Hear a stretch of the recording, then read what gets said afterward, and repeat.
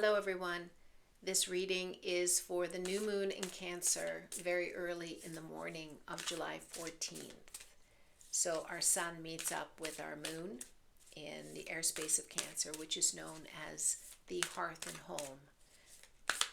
And this doesn't necessarily refer to a physical structure. It can refer to your own body, your heart space, your emotional safety zone. So there's many references to what home and hearth refers to. My first question is going to be, what do we need to know about this energy? The second question is going to be how we can best nurture ourselves, our own home and hearth during this time. My last question will be, what are some words of advice? This is hard energy at the moment. We have the year flying by, lots of fire in the sky, and people are overwhelmed. So my first question is, what do we need to know about this energy? And I pulled the Nine of Swords. So the Nine of Swords is known as the nightmare card. Somebody who's depressed, somebody who's anxious, somebody who's all in their head. Whether it's imagined dragons or real dragons, this is the current energy. People are anxious, people are unsettled, they don't know what is going to happen the next day or the next year. There's a lot of uncertainty in the air, and people are picking up on that anxiety. And this card encourages you to shed light on those monsters, because once you put light onto the dark, scary things, you realize that maybe it's not as scary as you thought. So Nine of Swords, current energy. My next question was, how can we best nurture ourselves? I pulled the Four of Cups. And the Four of Cups is a card of meditation, card of contemplation. The little sloth is hanging onto that tree, totally ignoring the little cup that's behind him. And in this case, I would say that's a very good sign. He's taking care of himself first. He is going internal. He is ignoring the distractions that are out behind him, and he's focusing on himself.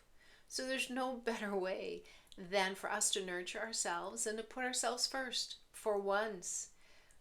Consider, what do you need, whether that is your physical structure or whether that is your heart space or your emotional stability, whatever that is. This is the card. It's encouraging you to really go inward, focus on yourself.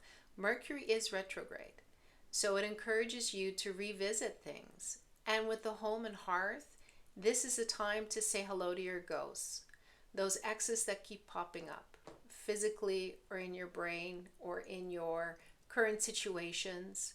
It could be past trauma. It could be emotional loops that have not been closed. So this card, take the time and be there for yourself. So, Four of Cups. And the advice,